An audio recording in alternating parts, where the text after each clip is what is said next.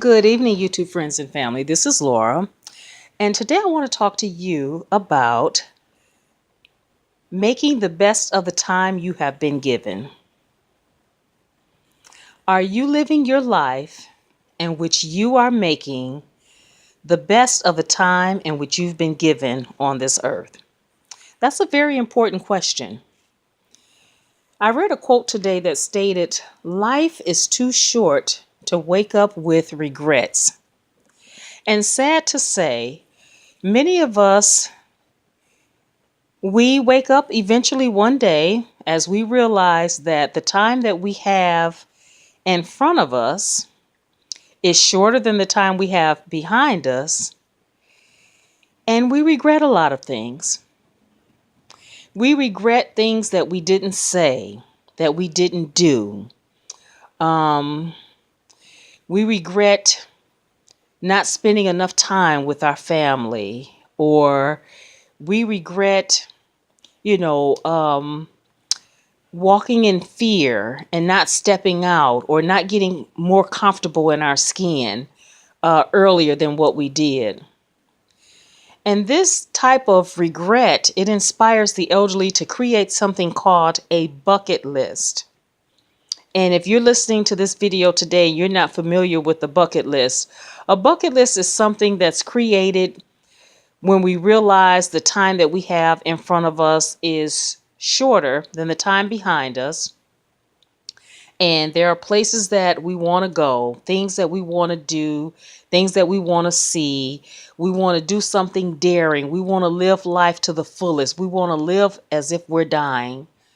We want to make an impact. We want our lives to make a difference. And so my question is, why can't we live this way every day? Why do we have to wait till we get to a point in our lives where it's time to make a bucket list before we start living and enjoying the time that we've been given on this earth?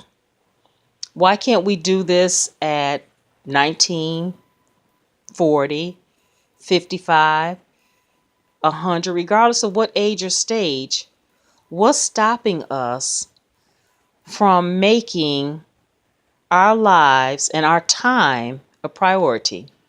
Because you know what, my friend? Time is the most precious resource that we've ever been given. And we have each been given 24 hours in a day. And it's up to us how we choose to use that 24 hours. And more importantly, we each have been given a birth date and an expiration date. And when all is said and done, the only thing that matters is what we accomplished in between our birth date and our expiration date.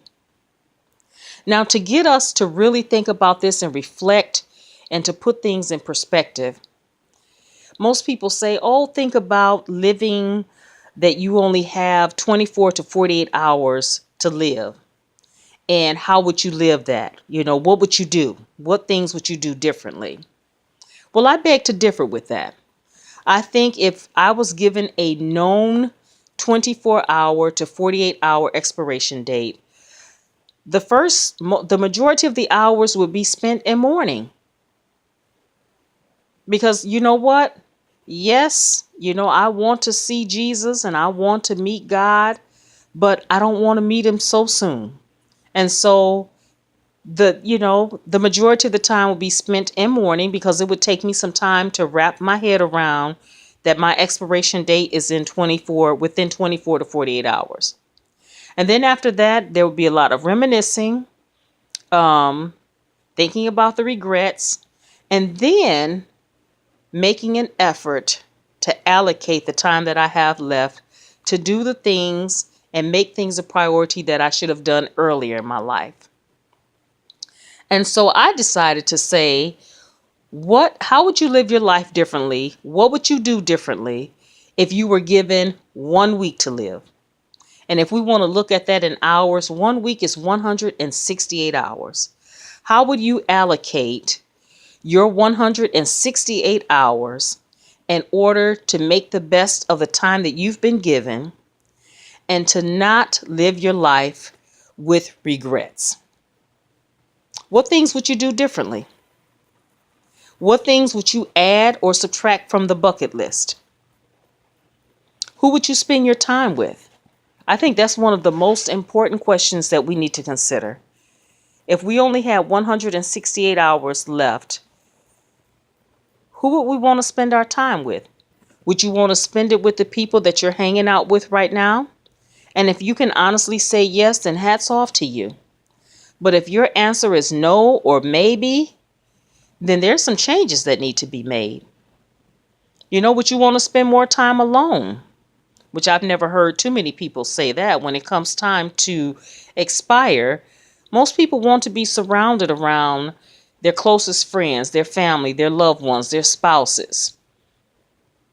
They don't want to leave out alone. And most people, when it comes to their expiration time, they're not concerned about their house or their cars or their money in their bank account or the degree that's hanging on the wall or their job title. None of that is a priority.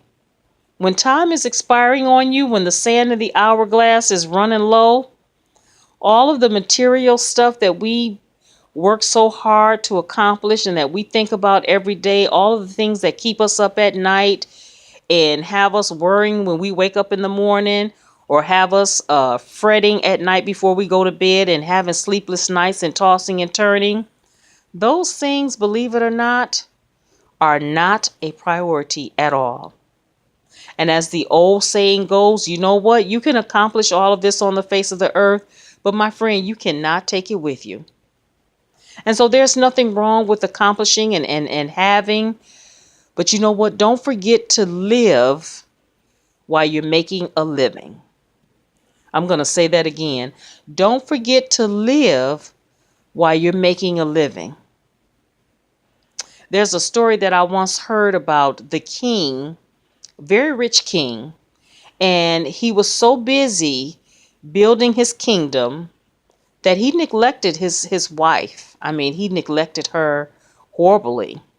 And he was so busy building that when it came to her expiration date, he was still, even though she had passed away and everything, he still wanted to go back and work. I must build this kingdom. That he actually put her in a casket and buried her in the kingdom. And so that's something to think about. Are we so busy making a living that we're forgetting to live and to make the time that we have left to make it count? And so I made this video today because I want to encourage whoever's listening to this at this time. I heard a song once that stated to live like we're dying. And I want to encourage us to live like we're dying, to live and make every hour, every moment, to prioritize our lives, that the people that are important to us, that they feel it, they know it, the things that we want to see and get done, and, just make people a priority instead of things. Everything that you would do if you had 1 week to live, the things that you would make a difference in tomorrow and the rest of the week, try making that a priority today and for the rest of your life. Try thinking of life in the terms of not about material gain, but about making an impact, making a difference, about making a change and moving forward in life and making this world better than how we found it. And about leaving a legacy and making the world a better place for the generations that come behind us. Why not think on those terms? Why not live every day and make the best of the time that we've been given? Why not make the people in our lives feel loved? Why not spread a little bit more kindness and cheer a little bit more encouragement? Why not live a life in which we prioritize people over things? And that when we do come to the end of our road, that we will be remembered. Our name will not just be a byword. That people can honestly say, you know what, this person impacted my life. This person made my day. This person made a difference. Why not live a life making a difference? And so I'm going to end the video at this point. I thank you so much for listening. If you enjoyed the content of my YouTube channel, please like, subscribe, leave a comment, and share. And as always, until we meet again, bye-bye, my friends.